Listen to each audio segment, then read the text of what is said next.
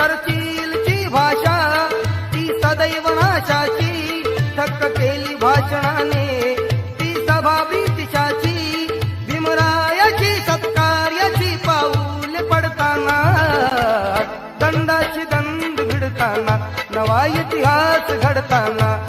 मी पाहिला भीमराज जनतेसाठी लढताना, दंडाची दंड भिडताना.